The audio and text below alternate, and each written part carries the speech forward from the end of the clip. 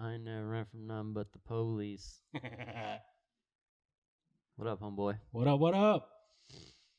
Here we go. It's been a good week, huh? Yeah, not a bad week, man. Yeah. Happy birthday, bro. Hey, early, but thank you. Yeah. Fucking almost 40, dude. Ugh.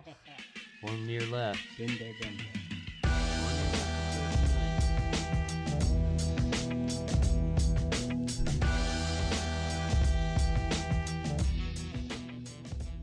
What up, brother? What up, youngin'? I know, right? Hey, I got 1 year left, man. 1 year left. Yeah. Shit, dude. That shit creeps up on you fast, man. Shit, dude. I tell you what. I mean, being 39 now, basically, I feel old as balls as it is, training and shit. You know what I mean? You know, I go by the year. I don't go by the actual birthday anymore. Yeah. So at the beginning of this year, I was already 44. Dude, I've been... I honestly fucking forgot, like, how old I was turning. Yeah. You know what I mean? Like, Kimberly had to remind me that I was going to be 39. Because I was like, oh, I'm only 38 this year. She's like, no, you're turning 39. I was like, yeah, you're right. Yeah. Shit, man. But, you know, with training and stuff, I don't know if it matters anymore. You know what I mean? Oh, like, it matters, man. Well, I'm saying, like, 35 feels like 45. You know what I mean? No, it doesn't, man. 45 feels like 45. Yeah, I haven't been there yet, so I don't know. But I tell you what, just wear and tear and stuff, you know what I mean, and training. I hear you, man. I was actually having a conversation with Will yesterday, it was yesterday. We started talking about that, like, just the difference of when you first start training to after you put in some time training, like, you know, wear and tear on your body, right? Right. Like, especially too, we're not young anymore. None of us are. Yeah. You know what I mean? And it's weird, or not weird, but our gym is, for the most part, it seems like older. Yeah, it's a mature gym. You for know sure. what I mean? Yeah, like more masters than adults. You know what I mean? For sure. And you know, so we were talking about how, like, as you keep going, like, you want to roll more, but I start thinking to myself, like, I have to take days off just to give my body the relaxation or the rest that it needs so I can continuously train. Yeah, know? I don't do weekends anymore. Yeah, and that's, you know, I was thinking about that. It'd been a long time since I've done a weekend open mat, and I used to love doing them, but same thing, man. Like, I think if I'm training Friday and I know I'm training Monday morning, like, if I'm training Saturday on top of training Wednesday, Thursday, you know, so it starts just like steamrolling, and it becomes a snowball effect where like, it's almost like if I don't take that extra day off, I'm backlogging, you know, like the whole week, and then I get 1 day or 2 days off, but then 4 days, 5 days in a row, it seems like, you know what I mean? And I can't do it anymore, you know? It's tough, man. It gets tougher every year, dude. By the way, nice rash guard, man. You know, I was going to say this whole thing right here. I was looking over. I was going to tell you the exact same thing, man. Yeah. It's made of Can's nasty rat, boy. That's right. Taking over. We're taking over everything. You know, I was thinking we need to come up with a catchphrase. Yeah. And just start using it all the time and let it catch on. Yeah, just and like then, that, shout it out. Yeah, and then nobody's going to know where it came from. And then one day when some celebrity claims it, we'll be like, nah, think back to 2021, right? 2021. 2021, October. Yeah, so let's see. Like, what do you think a cool catchphrase would be? I don't know. Like, it'll come naturally, though. That's what I think. Yeah? Yeah. We can't force that shit, no, right? Can't do it. Can't be like... Just like nicknames, you know? Like, people can't force their own nicknames on us. It just has to come naturally, man. That's true. I mean, except for Sperm Ham. You know, no, that was... I know, I'm joking. No, I was like, dude, you guys must call me Sperm Ham from now on. Dude, that shit still... I mean, Kimberly's still, like... She still thinks it was Andy that came up with it. And really? I always tell her, I'm like, no, it was Rolo that said it. And then she's like, oh, that figures. Yeah, I already hate that motherfucker. I joked, I was telling, same thing. So Rolo hit me up yesterday. He came by to get the dolly, to use the dolly. So he hit me up, and when he hit me up, I'm like, hey, what's up, man? And all of a sudden, Kim pops her head around. Who's that? And I was like, oh, it's Rolo. And then she's immediately like, you know what I mean? She's like, that guy who gave you the sperm hand? Yeah, right? She's like, what, you going to go eat lunch with him now? I'm like, no, we're not hanging out. I was joking. Like, I think Kimberly likes Rolo the same amount as Annie likes me, and that's they like us as long as the two of us aren't hanging out together. Tolerable, right? Yeah. And then when we're hanging out together, no, no, whatever like there was, no, no more. That's no forgotten quick. Yeah. It's his fault. It's not my fault. Yeah, you guys do make quite the dynamic duo, I mean, right? I'll be his Robin. Ain't no Robins. No, he can be my Batwoman, Batgirl. Yeah, that's it. That sounds good. He'd fit better in that costume, in that outfit, anyways. There you go. Fit him. He's got the curves for it. Him and his titties. Mm-hmm. He's got bigger titties. Yeah, you do. Yeah, he do. I was thinking, man. Keeps everything nice and supported. Yeah, you know what I mean? I was really surprised, man, at the quality of the stuff. Yeah, these are nice geese. What are they called? Nice rash guards. I want to say it's Lefroy. Lefroy. We're looking for sponsors. Yeah, man. I'll gladly wear the hell out of these. And speaking of which, Lefroy, I've got another one of your rash guards that I wear all the time at the gym anyway. Yeah. So, yeah, hey, if you guys want to, some custom tomato cans, nasty rat logos on. I mean, we could start a limited edition run. Call it a collab. A&P, they got their thing going. Right. I don't know if it's in Show Your Roll. They do some cool stuff, but yeah, I don't know if that shit's gonna compare to the Lefroy tomato can nasty rat connection. That shit sound like fire right there, dude. Lefroy tomato cans, straight fire. That's right. Black and red edition only. Fucking blow it up. Hell yeah. Black and red, son. Yeah, man. I like I was telling you, I was looking at doing the editing from the last one and stuff. The setup looks really good, man. Yeah, I like it. I like it. Comes across well on camera and everything. That 3-camera view gives it a nice little twist. Yep. Yeah, I told you, man, that shit pissed me off. I wanted it to be a little bit better, but hey, it's a work in progress. It's all we're doing with this shit anyways, you know what I mean? What I did was I went back and watched some of our old videos with the setup. Like, what the hell were we thinking, man? Yeah, I mean, dude, it's so funny, right? Because I've even looked back, remember that first fucking week? Yeah. We were like trying to set everything up, and it was like we were cavemen. Right, like, exactly. You know what I mean? That crazy ass camera angle. Yeah, looking like looking straight up, almost up the nose. Tomato cans. Hey, you know what? It's fun though, man. We moving on up, man. Yeah, dude, this is like this looks legit. You know what I mean? Yeah, it's coming along. If you're on this side of things, you see all the naked women standing around watching us and all. Hey, we ain't supposed to tell anybody about that. Oh, I mean our fans over there watching us. But keep them at a distance. Yeah, we can't. We just got to make sure they stay quiet when they're in studio. Only these mugs get the camera. Yeah, that's right. That's right. Man, have you seen Dre lately? Yeah, I see him. Oh yeah, that's right. You work with him. Say that fool's missing, man. I ain't seen him in forever. Even though we work together, I hardly ever see him. Really? Either. Yeah. Yeah. Yeah. Yeah. He's usually always doing something, huh? Well, I'm glad that he's taking some time off, so he'll be at Disney this week. Uh-oh. Oh, shit, we lost the camera. Uh-oh. Here, let me check that really fast. Might have to do some emergency on-air fixing of the memory card or something. We'll edit it out. It's all good. Just, is it on? Is it full, the memory card? It says 2813 on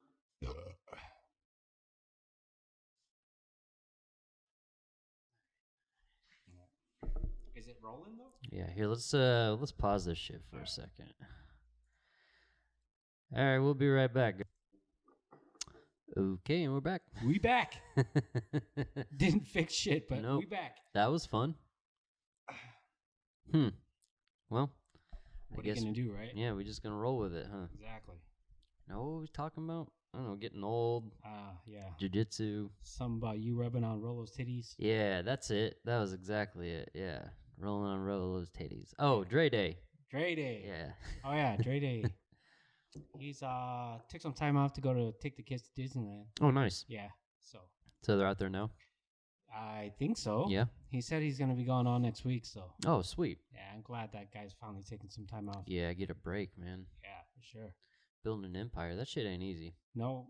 It ain't easy. Works hard. Yeah, work hard for the money. Gotta do it, though. Gotta do it. Did you get to train this week? Yeah, Monday and Wednesday. Yeah, evening? No, I came in, Monday evening and Wednesday morning. Nice. Did I see you Wednesday morning? Yes. Yeah, okay, yeah, that's right. I knew you were there one day. That would be Wednesday. Yeah, good week of training, man. Yeah, it's good. Yeah. The competition's this weekend, tomorrow, I guess. Oh, yeah. Quite a few of the guys. Today, too, wasn't it? I guess. I don't know if anybody went today or not. Were the kids going today or anything? I don't know. Yeah, I have no idea. I'm staying off social media and shit. I don't even know anymore. Right. But we're going to the state fair tomorrow. That'll be fun. You gonna stop by real quick, say what's up? I don't know. I might. We'll be over there by that area, so. Yeah. Why not, right? Yeah, might not be a bad idea to get by there and say hi to everybody. Not looking forward to spending like $1,000 at the state fair just to go. Not really that much. That's just the gate fee. Yeah, exactly. Just to get in. Dude, it's like, I grew up, I loved going to the state fair. Yeah. It's in Oklahoma, the same thing. The state fair was always in October. So it's always been like there and here. It's always been around my birthday. And I always, growing up as a kid, I'd always go, and I love going to the fair. Except now it's just so different, man. It's like, is it? Yeah, the idea is the same, right? Rides, carnival stuff, exhibits to go walk through and see in the buildings,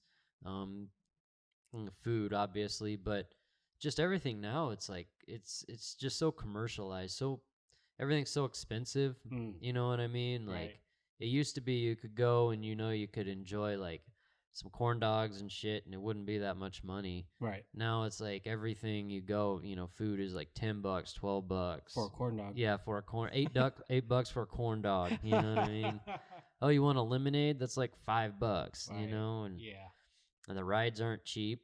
You know what I mean? Like, do they still do tickets, or is it a band now, a wristband? So they do. I think it's the tickets, or you can get the band, right? So the band is the cheapest way to go about it. And I want to say those wristbands are like $35 or something each, okay. Which isn't bad. Yeah. But those ticket costs aren't cheap either, man. Yeah. I mean, you could spend $100 having your kids do rides. Right. Right. I'm thinking like, me, the wife, and the 2 kids, the 4 of us to go to the fair, after buying like the kids' wristbands, paying to go, eating food and everything, it's not cheap. Right. You know what I mean? Yeah. It's the same as like going to a baseball game or going to a football game, any of that shit anymore, Yeah. I love going and doing that stuff, but it's not affordable for your normal just family anymore to go. How's the food? I don't know. We'll see how it is this year. You know what I mean? But it's always like, I always think like when I was a kid, corn on the cob, like the big ass, like fire pit roasted corn on the cobs, and it'd be like huge ones, fat ass corns. Those are always good. Indian tacos. Okay. I always liked. Yeah, they're called flatbread. Right? Yep, basically, yeah. But it's beans and cheese and lettuce on some fry bread. On an extra thick tortilla. Yeah, basically. It's like a chalupa, just flat. You know what I mean? But that's all right. It's still good. Right. Corn dogs were always good. Then, they do like the deep fried Twinkies and Oreos and all that shit. I was never big into all that, really. I've tried that shit, but... That's just overkill. Yeah, man. Exactly. That's how it is for me. Or I remember too, there was they do like strawberry shortcake, but it'd be like this piece of strawberry shortcake. It was just like a mound. You know what I mean? Wow. Enough to feed like 4 people. Yeah. But that kind of shit. It's, again, when you go to the state fair, you're going to eat good food or fried food, not good for you, good tasting, but not good for you. Everything deep fried. Oh, everything. Deep fried Oreos, Twinkies. And then they started getting into that weird shit where they'd bring you could get crickets, really? fried crickets or scorpion on a stick or all that kind of shit. Nah, I'm good on all that too. They were trying to do deep fried burgers and stuff at one point, right? And they did mealworm burgers too, or you could get a mealworm patty, and hard pass. Yeah, hard pass. That you can fucking deep fry basically anything. Pretty much. Yeah, deep fried ice cream. Right. That's bomb. They ought to just go for the straight overkill and deep fried butter or something. They do, actually. Do they really? Yeah. Oh, my God. You've never seen deep fried butter? Yep. No, man. Yep, they'll do it. Wow. Yeah. Well, won't they deep fry? Hopefully they don't deep fry me, They got some deep fried Trump piss there? I'm sure they do, man. Yeah. COVID cure. Oh, yeah. Right? Oh, yeah. It will be interesting to see the crowd. That's always another fun part of going to the state fair. You get to people watch a lot. So a lot of people go? Yeah, it depends. Weekends are always busier than the weekdays usually, and usually at nights are the most crowded, the funnest time, most kind of I wouldn't say fun. It's the most crowded time, most packed time, most entertaining as far as getting to see people losing their shit. People get drunk. Oh. You'll see fights or. Oh, really? Oh, yeah. Yeah. I was wondering about that. Yeah, you'll see fights. Dude, I saw, how many years ago was this? I don't know, maybe 12 years ago or something. I saw a guy get run over at the state fair. By a car? Yeah, by a truck, actually. Really? Yeah. Wow. He was doing a stunt. There at the state fair. Oh, shit. And he was trying to break a record. His name was, God dang it. I want to say Gary Owen, but I don't think it's Gary Owen. And isn't Gary Owen a comedian? Right? Yeah. And that's why I'm saying, I thought his name, it was something Owen, I think. I can't remember for sure. But he had set the Guinness Book of Records for having the most cars run over him. Wow. Laying down and having cars, the two little blocks, and then they roll over his stomach. Yeah. And so he was trying to break his own record. And it was 16 cars. Oh, okay. Shit. And to spice it up, because that's not enough, he fucking decided that the last one to go over, the last two to go over or whatever, were going to be big dually trucks. Okay. With the fucking 4 wheels in the back instead of 2. Yeah. So. Lost his shit, huh? Oh my God, dude. He got ran over. I'm talking. Wow. So the cars go over, no problem. Then the truck starts coming. Yeah. And the wooden plank for the wheels to go over is probably about this wide. And that truck starts driving up the front, and the angle I was at, I was probably maybe 10 feet away. Okay. And I had the angle where I was looking, so the trucks are coming towards me. And so I'm I see him laying, about 10 feet away from me. And then I look and I'm seeing the trucks, and the truck is about 2 feet away from him. And I'm that's not going to fit. Right. And I actually said it out loud. I was that's not going to work. And about that time, the back wheels hit that fucking wooden ramp. And the pressure of it fucking snaps the wooden ramp. Oh. And so the wooden ramp goes shooting out like splinters and shoots out. And those back tires fucking drop in front of him and roll over him. So the tires hit the ground, roll over him, and drag him a little bit while it rolls over him. Wow. So he's laying on his back, and it fucking smashes his hip, and his legs go flopping over like jelly, shit. and he's laying like this, and his legs are facing all the way over, what he's almost looking like he's kind of folded over. Yeah. But his legs are off, making a T with his body, and he's just ah! And he didn't break his record. Right. So he failed. Broke his hips. He broke his hip. He broke his spine. It was spinal. It was final. But no bullshit, dude. I mean, have you ever seen anybody get run over before? No. Like, no.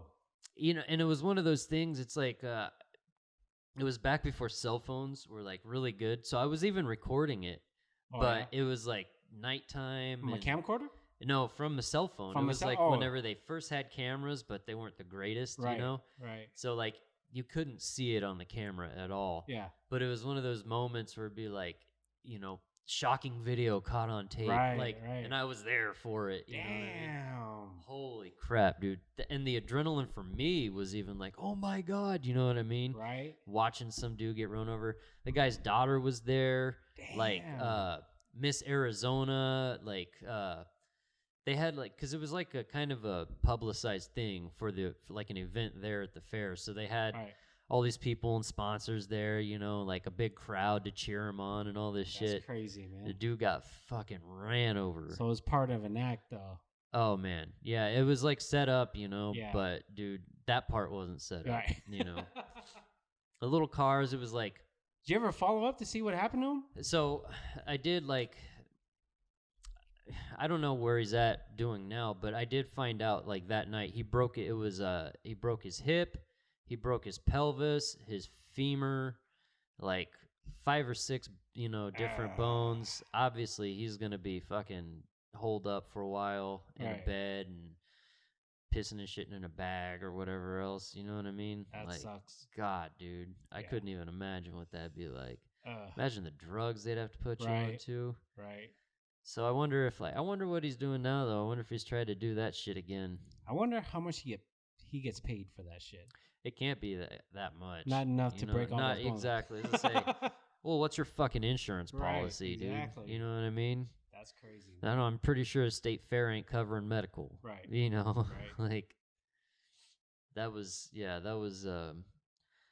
one of the most interesting things I've ever seen at the State Fair. Wow. You know, next to a bearded lady. Right. Or, you know. Do they even have that shit anymore? No, not anymore. Or the world's longest python, you know, like all that kind of shit. I do remember seeing like Bonnie and Clyde's car traveling around. They would like put that at the State Fair so you could go in and see their car. So is the fair, I wonder if it's one company that just goes from state to state or county to county. Yeah, see, and I don't know how that works.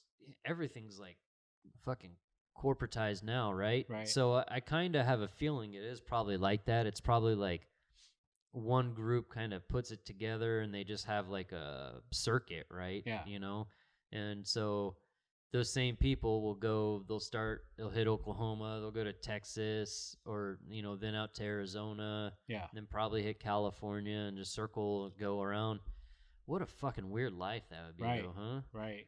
Could you imagine being a carny for a living? Jeez, that would suck, man. Dude. Some people like it, though. Yeah, man. Hey, can't knock it, man.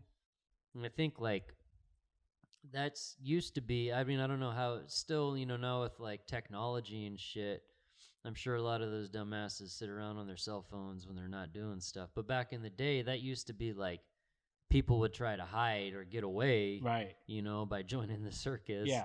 You know what I mean? Then at nighttime, just stare at the fire. You know what I mean? Nobody loves me. Drinking fifths of fucking whiskey. And gasoline. And then banging the sword swallower, you know? She can go deep. Yeah, she can. The contortionist, you know what I mean? That's my favorite.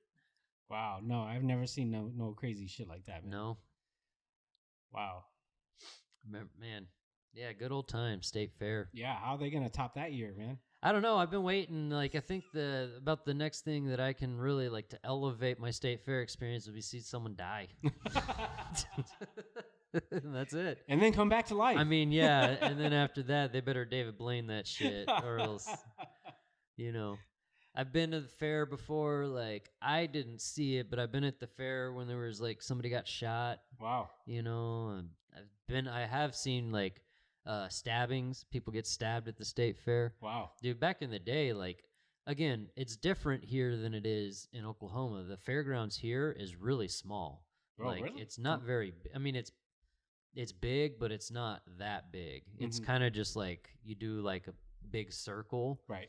The State Fairgrounds in Oklahoma is like really spread out and they have like a a whole bunch of like different things because there's so much room and there's like more buildings. Right. And also there they have a big huge agriculture shows and stuff like horse showings, llamas, cows, pigs, sheep, deer, stepdaughters, all that, cousins, whatever. Right, exactly. So they do all that, redheaded stepchildren. Right. So they do all that, but it's like, you walk around and there's so much more to see or a lot more room. Here everybody's kind of a little more packed in. And like seeing the stabbing, I haven't seen it out here, but I've seen fights out here for sure. Yeah, well, I mean, alcohol and strangers. Yeah, and, exactly. Yeah. There's so many cholos too.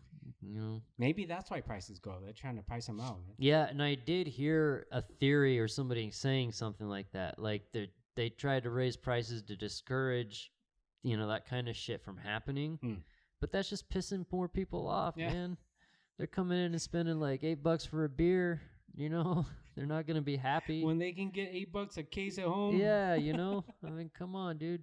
It's like going to the Cardinals game. You know what I mean? Like spending fucking that much money on beer and shit, and it's not great food. I mean, of course it tastes good to shove deep fried anything in your throat. I guess that's what she said, but I don't know, man. We'll see. I'm excited. Yeah. Can't wait to hear the stories. Yeah, man. I'll see if anybody dies or what's going to happen this year. Yeah, I have a different association with the fairgrounds. Because, so the Hmong people celebrate New Year's.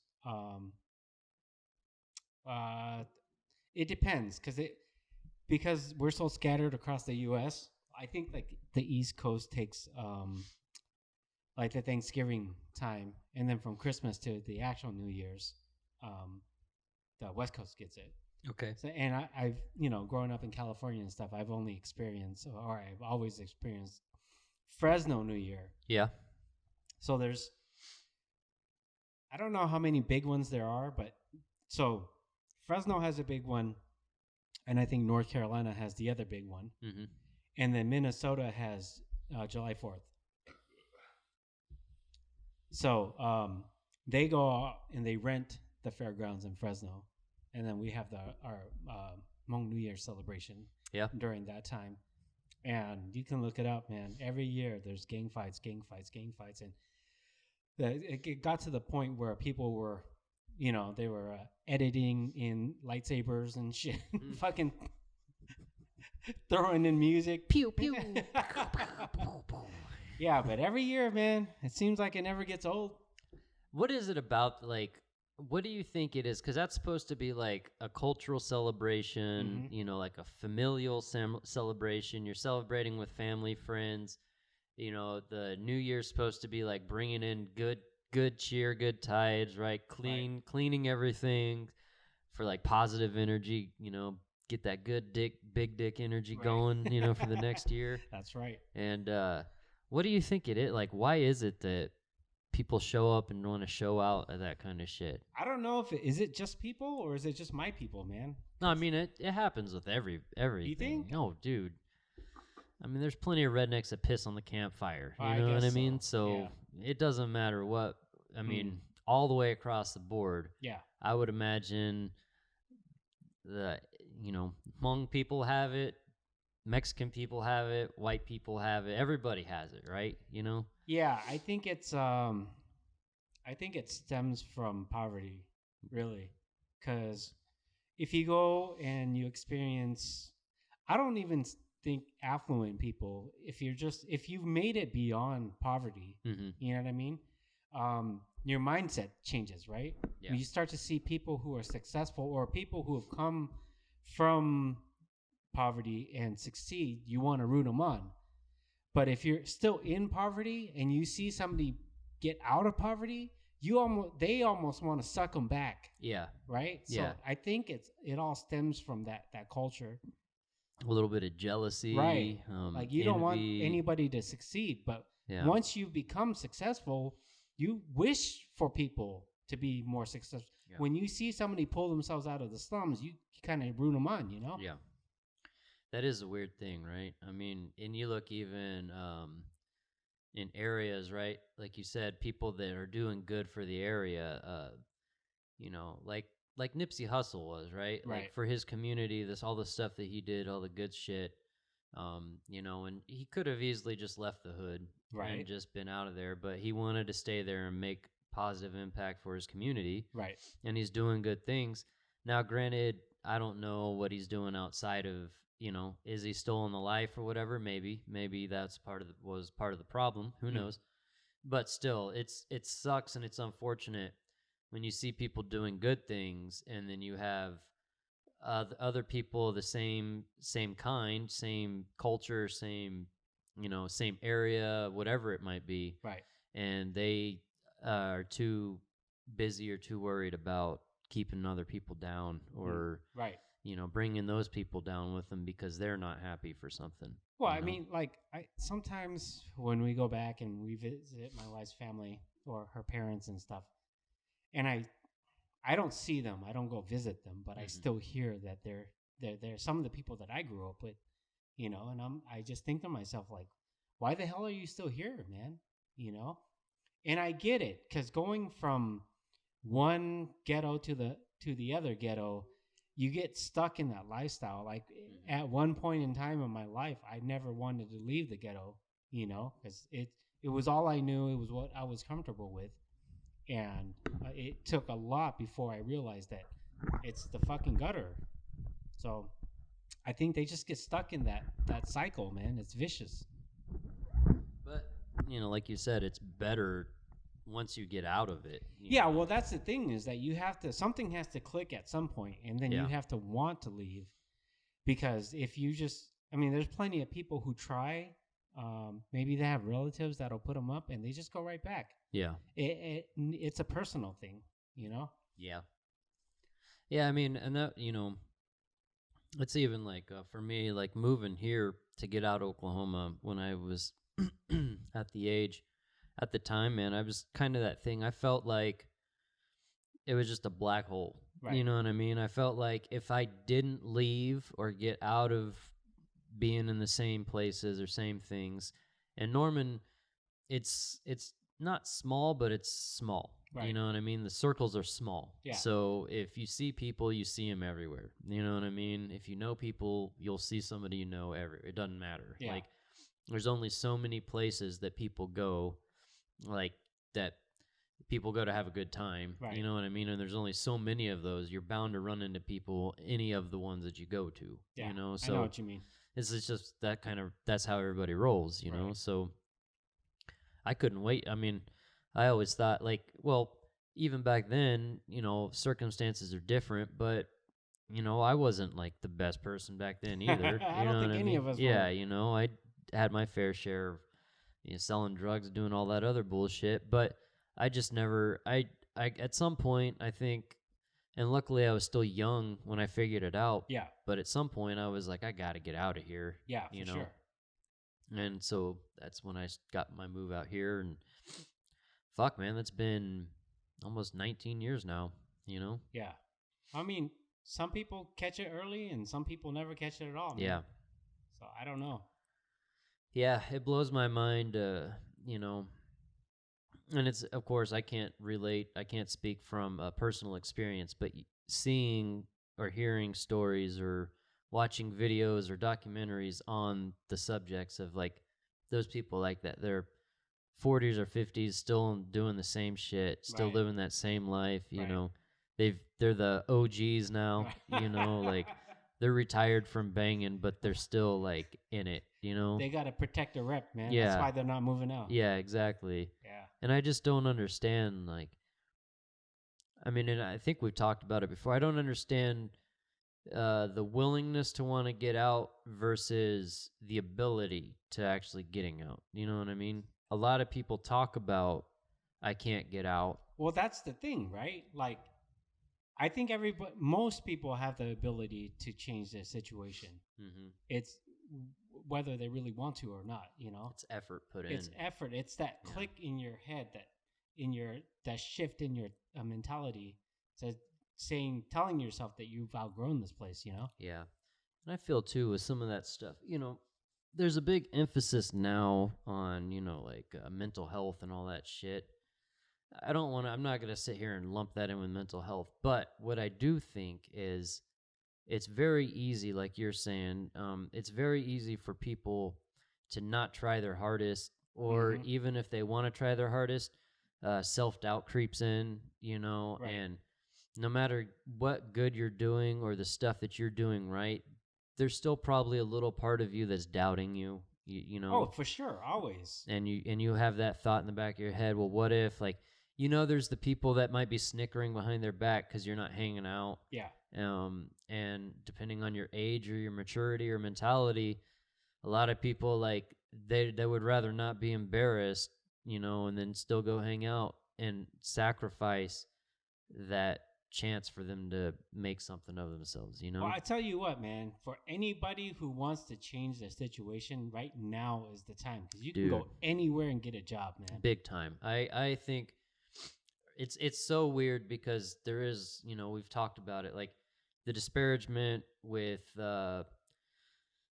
debt to income ratio, unemployment, all this, that, and the other, coronavirus, all this bullshit. But like you said, man, right now, it's almost, this is the closest thing since the pandemic has happened. This is the closest thing we've had to a hard reset. Yeah. You know what I mean? Right. It was a whole bunch of other things at first, but now we've gotten to a point to where look at all the jobs that are out there. Like, all these places are, everybody's hiring. I mean, yeah, and they're like increasing. Right. The talk. What was it? A few years, like 3 years, 4 years ago, that minimum wage argument, like when they were going to raise the minimum wage to $15 in Washington or in these other places, right? And people were freaking out, like, we can't handle the economy with that. It's going to ruin everything. Right.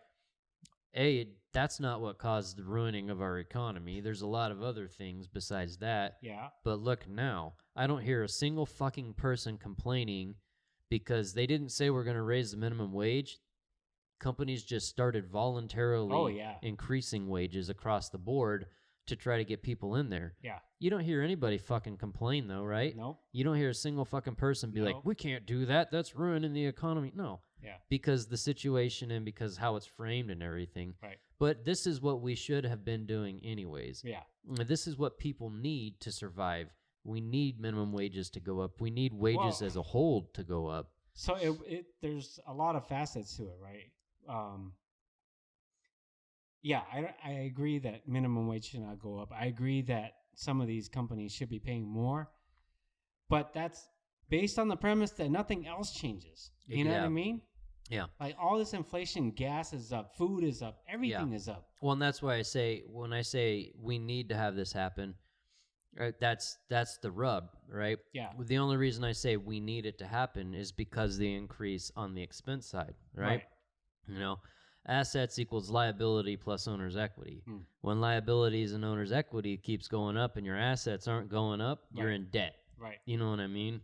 That's just as basic and as bare as you can put it. Right. And we're getting ourselves into a situation where you look at the national debt rising, all these the same thing. Again, unemployment, yada, yada, yada, bullshit.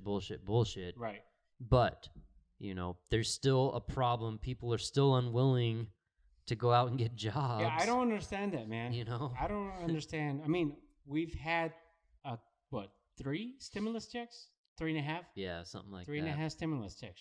They had the debt forgiveness moratorium, all that. Oh, go ahead. Sorry. Oh, no, that was renters. Oh, yeah, I said, not debt forgiveness, renter forgiveness, They have that, but how are people surviving without working, man? I don't get it. I don't understand.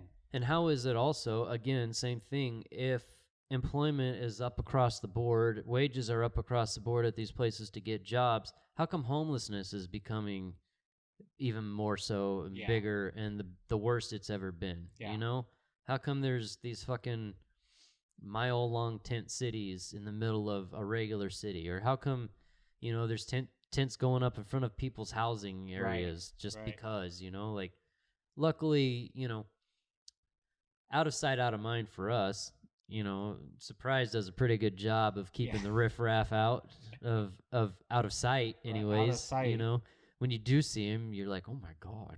Do you? I haven't seen. I've seen him a couple times, really? like bums, just in like random places, like eating, like sitting eating, and you see like a bum like walk by. You're like, oh my God. Yeah. Are the doors locked? It's spreading. Right? Oh God, here it comes. We better start buying more toilet paper. What's up with that, man? Like, we didn't learn the first time? Fucking people are out buying everything up again. Yeah, I noticed that. Dude, I don't even know, man. It's things seem so ass backwards in some senses, Yeah. Like, uh-oh, I guess that's dead now, huh? Yeah. But there's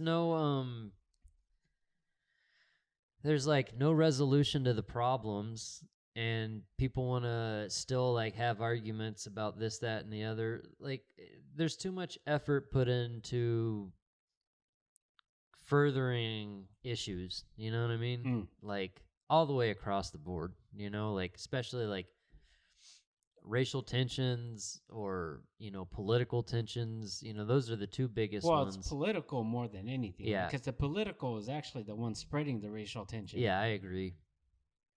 But I don't know, man. I don't know, like, fuck, I don't know, man. I don't know what we should do. There's nothing to do. Like, we can't do anything. Yeah. I mean, we can only take care of ourselves. Well, that's the thing, is that if you think that if most people just handle their own business, like, the government shouldn't have this much power. Right. I don't get who are the people. I mean, obviously the homeless, right? They're completely reliant on everybody else. Then what? Then who else? Mm-hmm. Nobody's still working. Everywhere you go, they're hiring. Mm-hmm. I went to 5 different stores today. Every single one of them's hiring. Yeah. I don't get it, man. And most of them, I mean, it's like, if you go, I mean, the average commercial store that we go to, or like any of the fast food restaurants, I mean, those places, it's almost seeming like, just come in. Yeah. You know what I mean? Come in and we'll hire you. Right. It's like, it's not really seeming like it's that hard to get a job. Right. And for some reason, everybody's still short-staffed. I don't know, man. Yeah. I mean, selfishly, I was thinking to myself that hopefully this holds out for another year, and then Charles becomes eligible to work. He'll have no problem getting a job. Oh, no shit. And think at that age too, man. I mean, my first job was, I was in like 6th grade or 7th grade. Oh, really? Yeah, selling programs and doing the chairbacks at the OU football games. Oh, wow. Mm-hmm. And so then we get to clean up the whole stadium afterwards. But we got to go to the games for free and got free hot dogs and shit. So that was, at that time, that was totally worth it. So you worked for food, huh? Yeah, basically. Food and games. It got paid, I think it was like we would get paid like $50 a game or $45 a game. Oh, wow. Which back then was good. Yeah. You know what I mean? But you were there all day and you had to, we'd be there for 2-3 hours sometimes after the game. You'd have to start at one spot of the stadium and just comb every row and get all the chairbacks and start here and work all the way around the stadium until we got back there. You know what I mean? So back then, now OU Stadium holds like 85,000. Back then, I think it was only like 60,000. Oh, so it wasn't quite as big, luckily. But I mean, I don't even remember where I was going with that. But going from like first job, that kind of stuff, to where you look now at like these kids, to what their first job could be. YouTubing? Yeah. and for the amount of money that you can, get paid, even to just work a bullshit after school job. Where did I pass? I think it was Carl's Jr. or something. And they said that, we're hiring up to $21 starting salary. Yeah. As I say, McDonald's, I think, was doing the same thing. Bank of America hiring at $21 an hour. Yeah. Honestly, that's the kind of job. If I was like 18, 19, and I really didn't know what I wanted to do, and maybe I'm like either a senior in high school or just getting out of high school, trying to figure shit out, that's one of those jobs. If you got a job in a bank, now granted, teller work isn't like, it's not the most fun work. Right. But if you start paying attention and you watch how banks operate and you start really like processing and figuring it out. Banks aren't going anywhere. Right. Money's not going anywhere. That's one of those systems that, like, if you can get in, especially at a young age, and you show ambition and you do a good job and you're getting paid fucking good money starting out right now. Yeah.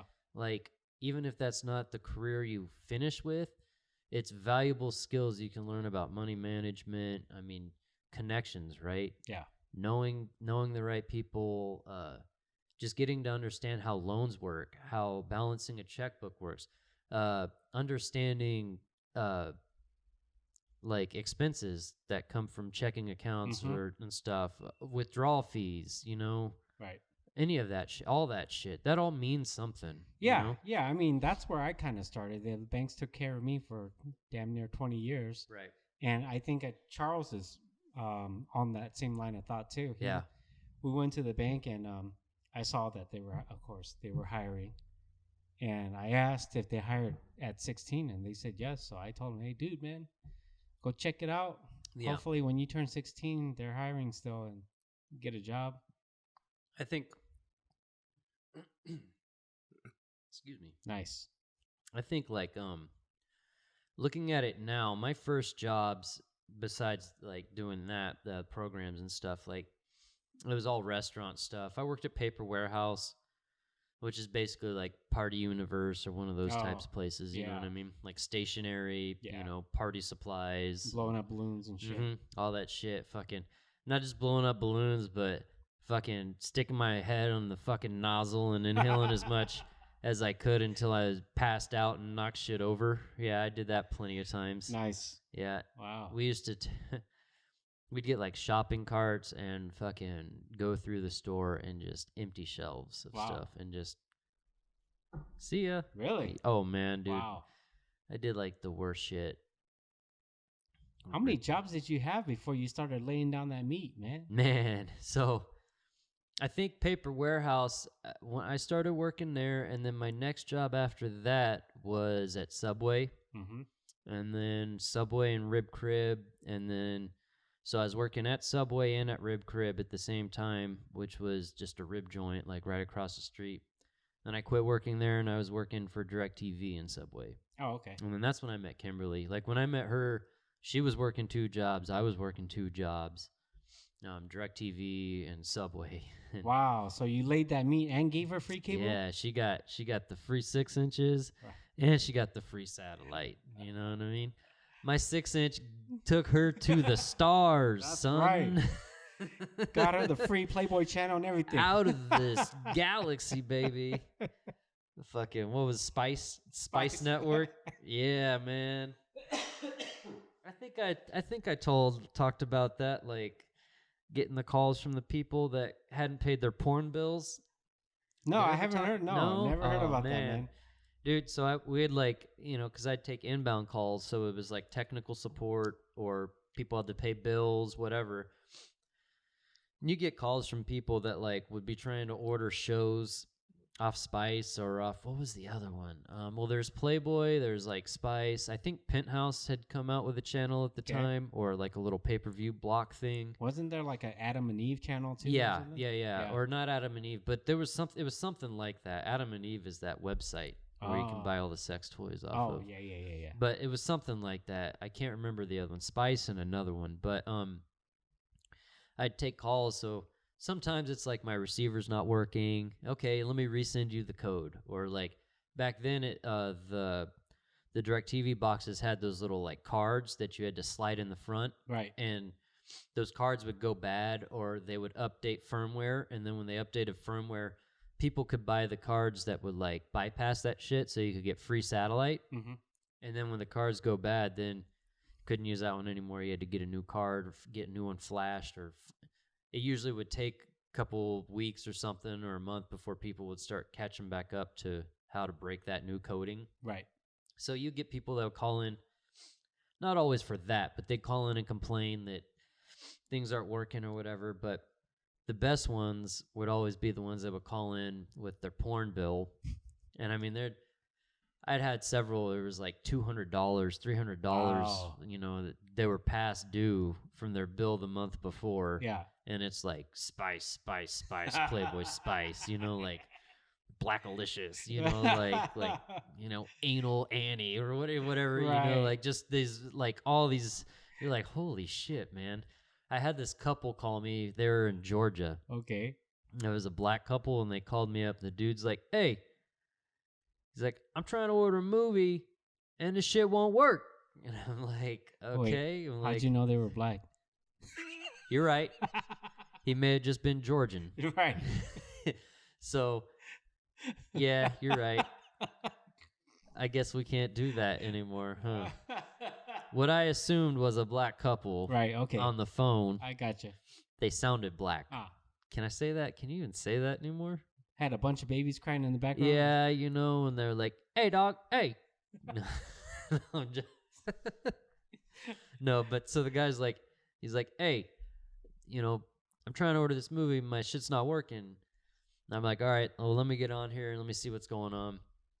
So I pull up and I try to like resend a signal, and that's not the problem. And then I go to the bill, and he's like $300 past due on porn. Wow. I mean, it's all porn, you know? Yeah.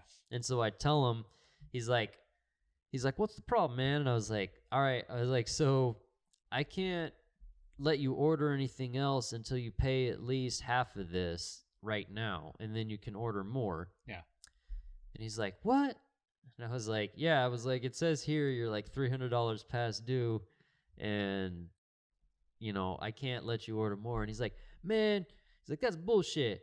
He's like, I got my lady here. Me and her, we trying to do our thing and watch a movie, and you're telling me I can't even watch the damn movie? And I was like, I'm like cracking up. You know what I mean? I'm like, no, man, you can watch the movie, but you got to pay because you've watched so many of these movies that you have to pay for some of that before you can watch more of them. Right. And like, he understood, but he was kind of like giving me shit. You know what I mean? But him and his girl, they're like laughing, having a good time. And he's like, I don't remember the name of the movie, but he was like, man, we just trying to watch this chick. You know, it's like, fuck me in the ass or something. And he's like, man, we just trying to watch this chick get fucked in the ass while we do our thing. You know what I mean? And I'm like, I'm just like, I can't. I'm like cracking up, you know, and I'm like, okay. So he pays me whatever. And I ended up like, I was able to give him like another $15 credit or something, you know, throw on a customer credit. Yeah. So I told him to. I was like, hey, man, I threw on an extra credit there. You know, I was like, hey, good looking out, man. You know, and I was like, yeah. Like, have a good day. You know, he's like, oh, we going to now. You know? It's like, holy shit. How far has porn come? Damn, man. Dude, remember like Squiggly Vision? Yeah. Like fucking old school. Remember Ice-T? Ice-T's like, he'd have like those videos and it'd be like the chicks and they're like posing on cars. It'd always be like lowriders and shit. Nice. Like, and I don't remember like Vivid, Ice-T's Vivid channel or something, you know. Was that his? I don't know if it was his. I know Vivid wasn't his, but okay. You know what I mean? Like, yeah. I think Vivid was the other one that I was trying to think of. Okay. It's all coming back now. Yeah.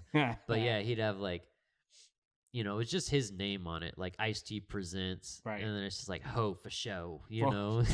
It's just some chick like fucking spread out on a car. Yeah. But you know, Squiggly Vision, you're like, what is that? Is that a car? And then it comes into focus real quick. It focuses real fast. You're like, cherry red. Oh, shit. What was that? Oh, titty. Oh, shit. Man. Fucking kids these days will never know, dude, man. They don't know, man. They don't know the struggles. There ain't nothing like looking at squiggly titties. You know what I mean? You get that clear view of a nipple, like just for a second. Damn. And all you need in the background is that, oh yeah, titty, ah. Man, that's some good times. The best times, some might say. Fucking my mom walks in, I got a box of Kleenex and Squiggly Vision on the TV. She's like, what are you doing? Eating ramen noodles? trying to fix the TV. Yeah, right. Something's wrong with the cable. Bunny ears aren't working. I'm over there like grabbing. Oh, get out of here, Mom! You're embarrassing me in front of my girlfriend. Squiggly? that's Squiggly V. Oh, wow. God. I remember my next door neighbor, cool dude, man, real cool. Ended up dying not too long, like a few years back, but he showed me my first like real hardcore porn. Wow. You know, and I mean, like, it was like these two chicks going to a library and they go upstairs and they just start banging each other with a double-sided dildo. Wow. And like the curator guy's like coming upstairs to tell him, yeah, you need to be quiet. Before you know it, they're like sucking his dick, you know? And he's like, no. Okay. yeah, like, okay, quiet, please. Right. You know? And like, I remember like being like, oh my God, I'm in like 6th grade or something, you know? Can this really happen? Yeah, I'm going to the library. Exactly. I'm like, oh my God, where's this library at? You know, like, they don't do that at the Norman Public Library. The fuck? We're in the wrong goddamn city, you know what I mean? Right. Oh, and it turns out that dude ended up turning out to being like super gay too. Really? Yeah, man. Wow. And he always had chicks around. Like, he was one of those guys that, like, I mean, from the time I met him when I was in like 4th grade, maybe even younger than that. He was always into cars, like always into electronics. Like his dad owned a car tag agency. Okay. So like his big thing was cars, you know, like always like that's where I learned about Ferraris, Lamborghinis, all that shit. He had like the Lamborghini bed, you know I mean? Like, you know, all that shit. And growing up, like, always had fucking cool toys, like always worked at a bank or worked, you know, had pretty good jobs, always made good money, always was wearing nice watches. I remember like that's where I was like, he had a Casio twin graph. Oh man, I need to get me a Casio twin graph, you know. So you guys were the same age? He was like a year older than me, year and a half older than me. Yeah. Or maybe 2 at the most, but next door neighbor. And always a cool guy, like always cool. I was like, you'd see him at parties and he's like got like 2 or 3 chicks hanging out with him all the time. Wow. And then just all of a sudden, like, he graduated from high school. He like moved to New York, and then like the eyeshadow came out. Something happened. He started getting ravaged by this big dude named Thor. Oh wow! Like, I mean, no, like this dude was big. Yeah, like muscles, fucking huge I dude bet named like Thor. This, right? Just fucking ram meat. You know what I mean? And the Dominator, and ended up like stealing his credit cards, took a bunch of money. And my friend like ruined his credit, stole his car, did all this shit. Like a bunch of crazy shit. Put my friend in a real bad situation, and then like I don't know what happened. Like there for a few years, I stopped talking to him, and I moved out here, and then found out that he passed away. Like I don't know, 6 years ago or something, 7 years ago. Shit. Yeah, that's a bummer. Yeah, but I don't know where that story was going necessarily. Yeah, I have no idea where that came from, man. Well, we started talking porn, and then I started just reminiscing. And you almost automatically thought about your gay buddy. Yeah, about my gay friend that introduced me to porn, but it was straight porn. You know? Maybe he was trying to get you to do something. Right. I look back on it now, and I'm like, oh. That's why he was showing me those videos. Yeah. No. He's hoping you whip it out, man. Yeah. Yeah. You know what else they don't do in these videos? Oh. Oh, shit, man. Well, this took a turn real quick. Right. Started getting into porn and shit. Dude, so let's get out of that. Yeah, please. What do you think about John Gruden, man? Gruden, huh? I wanted to root for him, man. I really did. But obviously he resigned, right? Yeah. He resigned because he said he didn't want to be a distraction. But At first, I think that they did a piss poor job of releasing the information. Yeah. So, I mean, it turns out that it was over a span of years, and it was multiple emails that he sent out. And yeah. So here's sort of my take on it too, because like not just football, the athletic culture, right? Mm-hmm. Like you talk shit to each other. Yeah. And it's a bunch of tough guys talking like tough guys. Yeah. So how much of that was just tough guy talk? Yeah. And not like directed specifically to that person, you know what I mean? Yeah. So I kind of feel like that same kind of thing, right? I mean, if you and I are, or our group text messages, right? You know what I mean? Like, yeah, if we became celebrities, like we would have to worry about that shit, right? Because that was fucking 10, 11 years ago that Gruden sent that shit out. And I think about that, like, it's like he was texting people or he's emailing because they're old people. They email, right? You know, right. Especially then. How do I text message? Yeah. So they're just talking shit, right? It's locker room banner. Now, granted,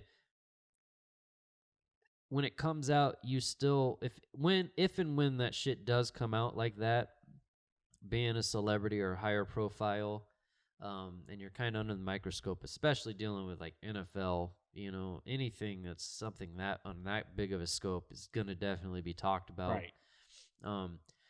When that shit happens, you do have to answer for it, right? Like you can't just act like you didn't say it. You can't just act like, even if you were joking or not. Now, the bad thing is everybody has had those moments where you're joking with friends. You say some humorous shit, but you say shit that isn't socially accepted. Yeah. You do that with friends, and everybody's done it, and it's joking, whatever, it's banter. But so many people are also quick to judge other people publicly when something like this comes out. Right. Well, let's fucking see your skeletons. Yeah, you know what I mean? Exactly. Let me see your emails. Exactly. Let me see your search history. You know what I mean? I still think it's out of context, man. Because, like, you know, we've called each other faggots and shit before, right? Like, if I called you a faggot, and 15 years from now, we're no longer friends, and I become some kind of celebrity, right? Yeah. And not even you, maybe somebody else found the text that I sent you. Yeah. And try like, fuck you, homo. You know? And exactly. Then, that becomes like a thing. Right. You know? But the context is that we were cool with each other, at the talking time. Shit. Yeah. Or even if we weren't cool with each other, right? Even if I hated you and I called you something and I said something for the purpose of wanting to hurt you, that still doesn't mean that it's racist. Right. Right? It's because I was attacking you. Yeah. Doesn't mean that I was attacking your kind, whatever kind that is, right? I wasn't attacking your tribe. And so that's been the biggest thing that I've been kind of noticing about this was they weren't ever saying he made a racist comment. They were saying he said a racial trope. Right. You know, and I'm thinking to myself, so is that kind of how you're saying, like, he said something that wasn't quite racist, but you can associate it as that? Right. Because, again, like, I was, you know, we were talking about this through text messages and shit. Like, what he said to me isn't necessarily racist. Yeah. Now, it's not the nicest thing to say. Now, of course, and he wasn't trying to be nice. Right. You know what I mean? But in no way did he sit there and say something like, all black people, or because you're black, or nothing like that. Like, he literally, it'd be no difference than if if somebody said to me, like, man, you got a big pointy nose. Right. You know what I mean? Like, oh, your nose is big. It looks like a fucking pyramid. Yeah, he said that dude had big lips. Yeah, he said he had big lips. What's wrong with that? Now, the association with it, I get what people are... I get why people can be upset about it. I understand that, but I don't agree with it. Right. You know what I mean? I don't think that that's a racist remark. I don't think it is. I don't think that in itself is a racist remark. Well, I think it's a situation that people can call it out to cater to their situation, right? How they feel about it, right? And again, we're talking about people that are involved in football. Mm-hmm. Locker room talk. You know how much shit is said in there between all those dudes. Tons of shit. Nobody should be allowed to hear just because, you know what I mean? Yeah, and let's just clarify. It doesn't mean that it's right. No, exactly. But it's just the culture. It's culture, right? Yeah. It's no different than, if we're talking culture, why is it that certain groups of people like to call each other words that other groups of people can't call them?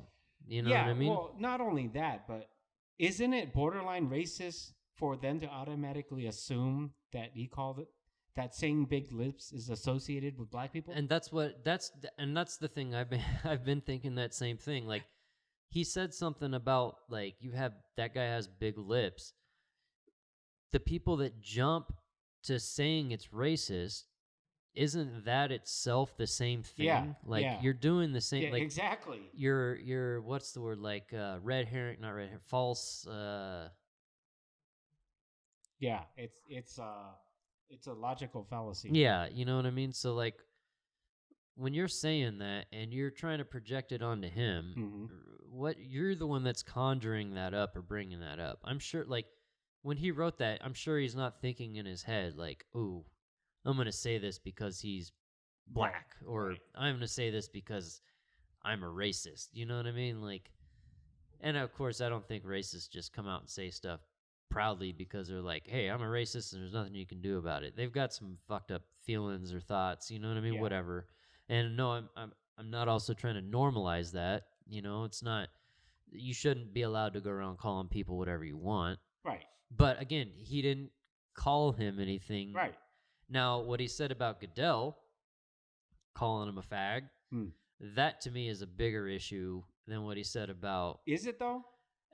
I don't think it's that big of an issue, but what I'm saying is that in itself, to me, is more insensitive than him saying that DeMaurice Smith had big lips.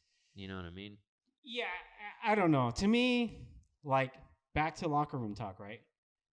When you call somebody a fag, you're not trying to reference them as a homosexual. Right. It's just saying they're, It's a cut down. Yeah. I mean, yeah, but then, I mean, that's the same thing, though, like,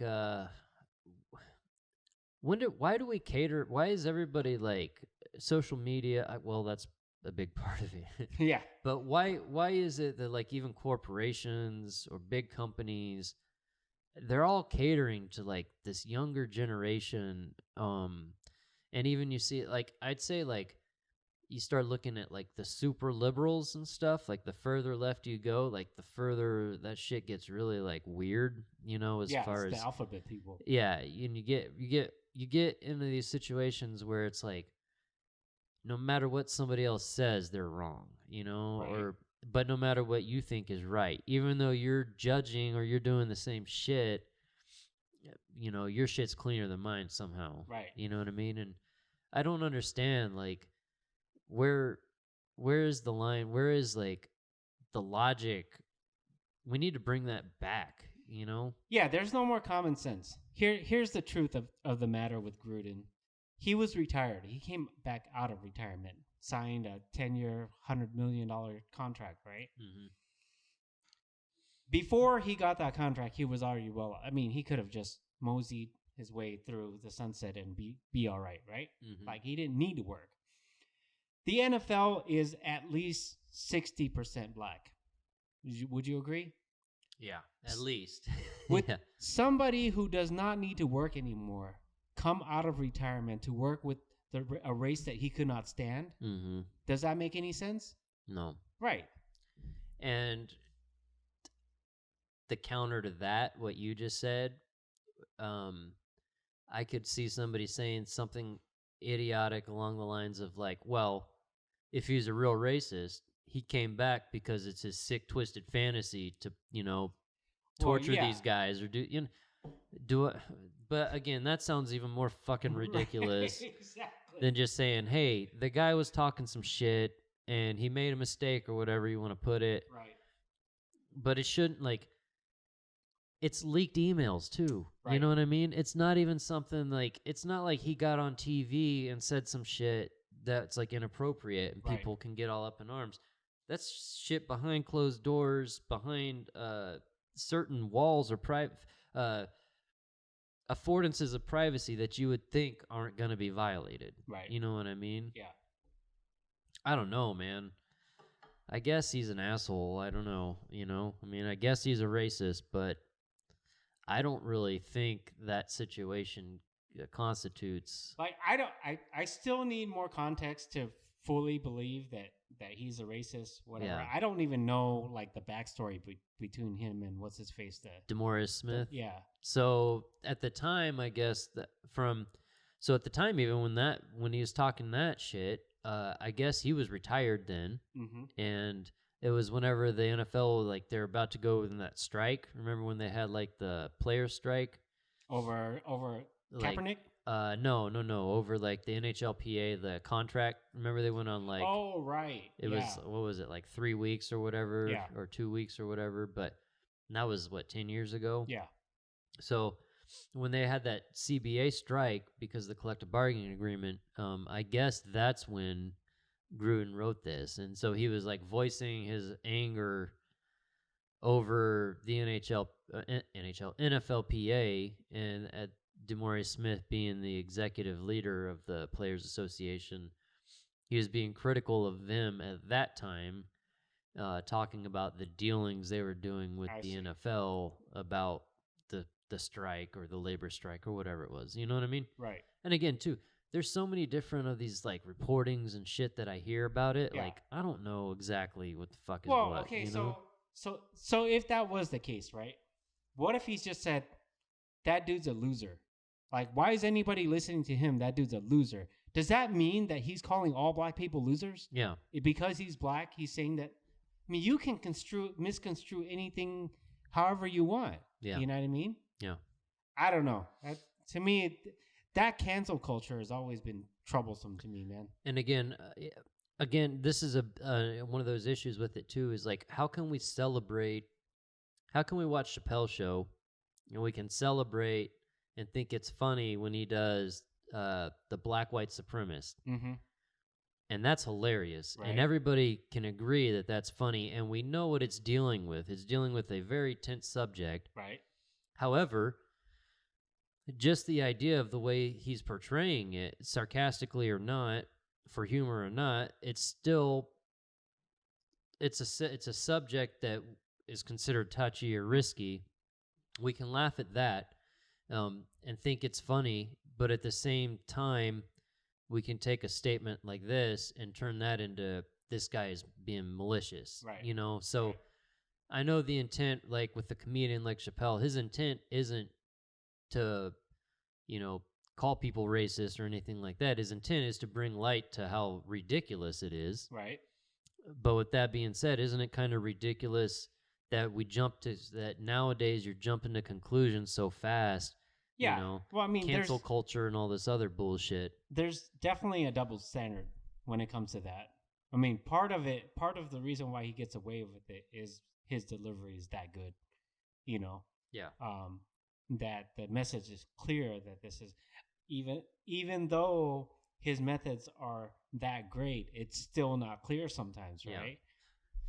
So, I mean, but it's always been a double standard, though. Yeah. The oppressed can always punch up, right? Yeah, you can't punch down. Yeah, you can never punch down, and that's a big rule even with comedy, right? Or depending on who you believe or who you talk to, punching down is bad, but there's nothing wrong with it, like, you can punch down, I can punch down. I can literally talk about, well, I can punch, let's just say I can punch down, right? And there's ways you could do it, but it's just crazy how it's the double standard, and it's growing bigger. You know what I mean? Yeah.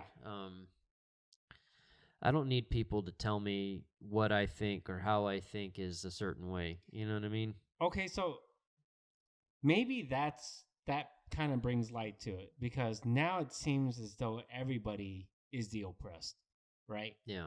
So now, if the rule is that you can't punch down and everybody's oppressed, then you're always punching down. Yeah, and it's convenience, right? Right. It's I'm being oppressed when it's convenient. You're punching down on me when it's convenient. Now, if I did that to somebody else, well, they deserved it. Right. But you doing it to me, oh my God, you can't do that. Yeah. You know what I mean? Yeah. Yeah, I don't know, man. What do you think? So, touching on that, like, what do you think of Chappelle's new special? I liked it. Yeah? I liked it. I liked it better than the last one. Okay. Yeah, I think that he really went after it. Yeah.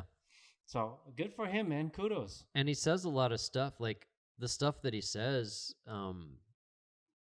he's not wrong. You know what I mean? Not. There's one caveat though that I did want to point out. He brought up the subject of the Asians being beat. Well, I don't know. I guess our listeners know now. Spoiler alert. I just wish he would have enlightened a little bit more on that. Yeah. Yeah.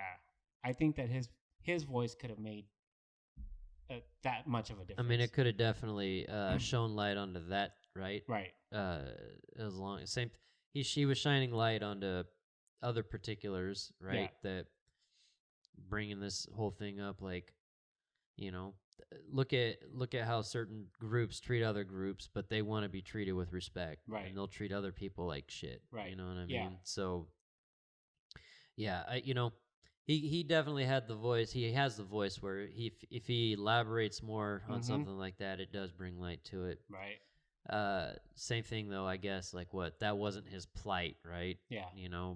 However, but again, man, look at how many people are fucking up in arms about that. You know what I mean? Like, not too much, not enough. I guess. Yeah. I mean, I'm talking about his special. Oh, his special. Yeah. Not the. I know, let's not get that twisted. Yeah, look how many people are complaining about his special. Oh yeah. Or talking shit, how insensitive he is, and this, that, and the other. Right. I don't. Again, if he was a white guy and he's saying some of that shit, I think the typecast goes to racist a lot faster. Right. You know what I mean? Definitely. That For goes sure. Straight to that double standard. Yeah, like bigot, racist, whatever. You know what I mean? Fucking Gruden. Yeah, right? Him having the voice that he's had, being a comedian and doing the stuff he's done for as long as he does, he has that clout. He can kind of say that stuff, and people look at it a little bit different, or some people, I should say, because a lot of people, like I said, the people complaining, they think this is a huge thing. Boycott Netflix and all this other bullshit. If you don't want to fucking listen, just don't listen. Like, so I've lived everywhere. I've been around, right? And I get around. People who the saying, the white man, right? Like that never really made sense to me. And obviously I'm not black, and I don't know how oppressed black people still are till this day. I mean, it's out there, but here's my take. Go to Middle America, right? And go to their ghettos, and you'll see white ghettos. Yeah. Go to Southern California, to their ghettos, and you'll see Mexican ghettos. You'll see Asian ghettos. Slums are everywhere. And just because you don't have, I think that the people who use the white man as their scapegoat, maybe they haven't been around enough. Because I've seen it all. I've lived in some of them. Yeah. I've lived in predominantly white, lower class communities. I lived in predominantly black, low class communities and Asian. I've been everywhere, man. And the ghettos are the ghettos. Yeah, man. They're fucking, the slums are the slums, man. And I wholeheartedly, same thing. I've thought about that. Like, I mean, I've been around. I've seen ghetto places here. I've been to Africa. I've been to Mexico and seen it. I've seen it in cities. Right. Multiple cities, and like you said, like in Oklahoma, yes, we had plenty of poor people that were black, poor people that are Mexican. But man, you know how much white trash poor I saw? You know, like all these little podunk fucking country bumpkin towns, all these fucking meth using, you know, fucking crack booger picking and eating white folk, you know, like don't fucking tell me that it's like just a one race problem, or you know, it's not. And same thing, like I've always thought about that. Like it's not just a white problem or just a black problem. There's people that are oppressed every day. Yeah. There's white people that are oppressed by white people. Right. There's black people oppressed by blacks, you know, Mexicans by Mexicans. Fuck, let's get out of the United States. You want to talk, you know what I mean? Right. You know, we think we have problems. No, man. Like, what about China? Yeah. What about Africa? What about, there's still, like, we could get online right now and still watch fucking slave trading happen. Right. You know what I mean? Right. Like, live slave trading in Africa happens right now. Right. You know what I mean? Right. Like, it goes beyond our borders. It goes beyond our backyard. It goes beyond what happens in our daily life. If you really want to complain about it, you can't just sit there and complain about the one person that you think is oppressing you. Right. You know what I mean? Yeah. Everybody wants to oppress you in some sort of way. Yeah. Think about it like that. You know what I mean? Like everybody, nobody's giving you a pass to get ahead. Yeah. You know what I mean? You have to do it somehow. Damn sure ain't the color of your skin. Yeah. That don't matter. I've never used that. I've never been able to cut a line because I was white. Right. And if I have, I was never told that. You know, I've never been I've never been privy to the knowledge of like sitting around in the white, you know, skin privilege meeting. Right. Whatever the white man advantages, they skipped over you, right? Yeah, I never got my membership card. You know what I mean? So when it comes down to it, like, dude, and that's the one thing I think, like, I think all the time, and I don't want to try to knock people like with depression problems and stuff either, but I think all the time, like, I've got issues. Yeah. You know, there's days where I'm not feeling it. There's days when I have these fucking doubts creeping in. To me, is that like manic depression? No, it's just a bad day. And I don't look at it in the sense of like, I need medical help or I need counseling or I need this, that, and the other. I'm trying to figure my way through everything the same as everybody fucking else is. You know what I mean? Right. Do I get anxiety about certain things? Of course I do. But I don't use that. I don't sit there and use that as a crutch to say, like, I can't go out in public because of anxiety. Right. You know? Do I like to go out and be around big crowds of people? No. And that's not because of anxiety. I just hate being around crowds of people. You know what I mean? Like, unless they're my people. Depending on the... Yeah, unless they're all white. No. And not it at all. But, you know, it's just... It's weird because it's like I've got plenty of problems that I don't try to project on anybody else. And that's key. And there's a part of that, right, when we deal with, especially with mental health, a lot of times it's too little too late. If somebody kills themselves and somebody you know, man, I would have been there for them. You know, that's always a thing, right? Why didn't you say something to me? Or like those questions unanswered are the hardest things. I have questions unanswered about myself every day. I have questions unanswered about life in general every day. But I don't project that out onto other people. I don't try to project that out onto myself like I'm so depressed about this, that, or the other. Like, I just try to get through everything. You know what I mean? Like, every day you just fucking work through it. You get through it. You're the one carrying the boat. Yeah, right? Exactly. Who's going to carry the fucking boat? Right.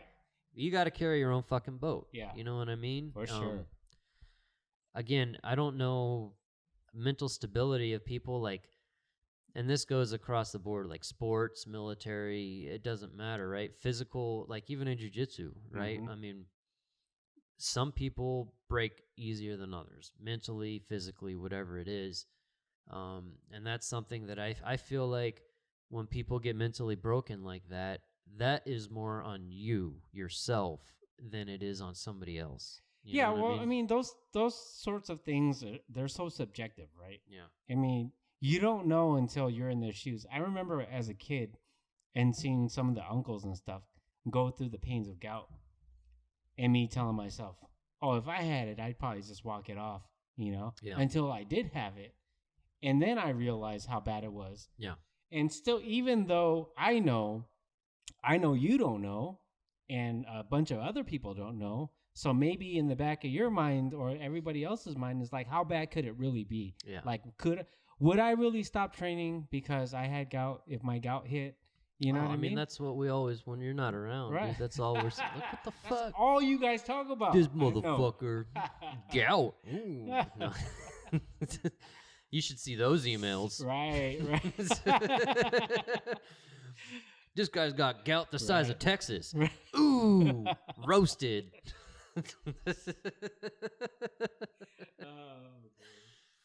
But no, I mean, and it is for sure. Like, I don't want to try to sound like just completely insensitive, only partially insensitive. Yes, until we put until we're in those shoes, right? We don't know what that feeling's like. Extrapolate that out though, and flip side, the same thing. And all the people that always want to complain and say somebody else is bringing them down, or I can't get out of this situation, or this, that, and the other. A lot of that is you putting those limited limits on yourself. Well, yeah, you know what I mean? I think that's partially true. Yeah. The question becomes like, how debilitating is it really, right? Because to us, even to me, a lot of the mental aspects of things, we know that it can be broken through sheer will, right? Mm-hmm. We know that because we train jiu-jitsu.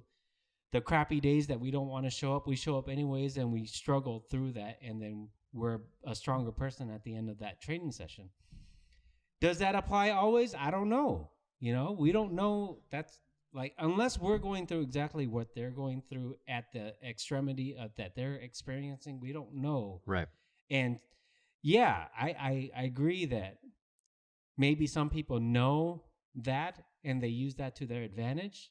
Even if it's not outwardly, maybe they're internalizing it as, oh, okay, I'm hurting today, so that gives me the right to just sulk and do nothing, right? Yeah. So I mean, and everybody has rainy days, right? Yeah, I mean, I've drunken myself silly a few times over stupid shit. Yeah. Yeah. It's just it's hard. I don't know, man. I mean, people are, the makeup, the character, the idea of a person. I mean, we're so complex, like, it's hard. I always think, like, it's hard to go across the board with anything, to blanket a whole group of people. Right. And to say, this is how everybody is, or, this whole group of people, they're all this way. And do all that. We're all individual. We're all unique, even in groups that are established, right? Those groups work because of symbiotic relationships. They don't work because of that individual's thoughts, feelings of everyday life, right? Right. I mean, how many people do we know? Like, I guess it's the easiest fucking softball out there, but Trump or Hillary, or left or right? Just red, or let's just say red or blue. How many people do we know that aren't necessarily blue or that aren't necessarily red, but we're friends with them? Or, that'd probably be the majority of the people that we know. Right. Somewhere in the middle. Yeah. Maybe leaning a little bit more than the other, but I mean, mostly in the middle. And we know people on both sides of the fence. Yeah. You know what I mean? I don't give a fuck what those people think on certain subjects about that. That's them, right? Yeah, exactly. But if you look at friendship relationships, or how we've gotten to know those people through, like, DeBoa, stuff like that, it still works, right? The group still works. Right. That symbiotic relationship is still good. It doesn't matter if we don't agree on everything. Yeah, that's what I'm saying. Take away the labels. And people don't really hate each other as much as the media or whoever thinks that we do. And what's the social experiment? I don't remember. It happened years ago, where, like, you don't tell kids, like, oh, that kid's black, stay away from him, or that that kid does this, that. If you just let kids just do themselves, like, most of the time They're just looking for other kids to play with. Right. You know what I mean? They don't care what they look like. They don't care if a kid's mean, that's different. Yeah. You know, and that's the thing. Their first impressions aren't made off of looks. Right. They're not made off of like, oh, I've been told about this person. Right. Their first impression is like, hey, man. He's trying to steal you want to play? And the kid's like, fuck you. You know, it's like, oh, I guess. Give me your lunch, bitch. Yeah, right. Yeah, I'll take it. Throws the ball over the fence, you know, like then you're like, oh, I guess he's not wanting to play. Right. You know? That's where like kids certain you know, that's where their first impression tends to be until influences come in. Like like you said, if you took all the labels away, if we didn't have separations between people with boundaries of, I mean, color, race, sex, age, idealisms, religions, beliefs, sciences, you know, you're just going on the fucking list, right? If you take all that shit away, we're just people. Yeah. You know, we're not all going to see eye to eye, but that doesn't mean that you're wrong because you don't think the same as me, and I'm wrong because I don't think the same as you. Right. You know? And even in like jujitsu, right? Like, you can do movements, you can do moves. There's more than one way that's effective sometimes for people. Right. You know what I mean? Like somebody that's 6'5" and 270 pounds, they're going to be able to do some things a lot easier than I can. Right. However, there's things that I'll be able to do that they're not going to do, right? Right. So you find the functionality in between me and that monster dude doing the same training, Andy? Yeah, right. Ah! But doing like the same trainings, you know, going through the same kind of processes, the same routes, and I'm not saying experience in there, but just the fact that like the way I'll do it is going to be a little bit different than the way he does it, or like some of the things you do, even though the concepts are the same, the movement's a little different. Right. You know, length is different. Like Andrew, like he makes some things look so easy because everything look easy. Well, yes, yeah, but there's some things that you see that he does just so effortlessly that I have to put so much effort into because I don't have that extra 6 inches of length, or I don't have, you know, legs that go on forever, right? Or, you know, whatever it might be, or I'm not a black belt. Yeah, you know? Mostly that, or my jiu-jitsu just sucks. You know, we don't need to talk about that. Don't have black belt jiu-jitsu. Yeah, right. What's wrong with you? Ugh. But yeah, it's just, you know, all those things. Like I think, like you said, if people wouldn't be so concerned of labels and this kind of shit, I think we could all be a lot more successful in certain things, or we'd have less issues. Yeah, it goes back to your kid analogy, right? Like kids are gonna know, they're not gonna like all kids. The asshole kids they're not gonna like, right? So we're not gonna like each other based on how we treat each other, right? Or we're gonna like each other based on how we treat each other, right? Mm-hmm. Let's leave it at that, and that's it. It's the same thing again. Going back, like in the gym, right? How many times have we talked about it, or when other people ask about it, like people that don't train, outsiders? I mean, the assholes weed themselves out. Yep. You know what I mean? Yep. The bad negative energy, for whatever reason, and most of it is because the collective good energy and things that people do in there, you know, it gets noticed, it gets sensed, and then it weeds itself out, or it gets kind of pushed out. But we'll just call that as weeding itself out. Right. You know what I mean? Yeah, for sure.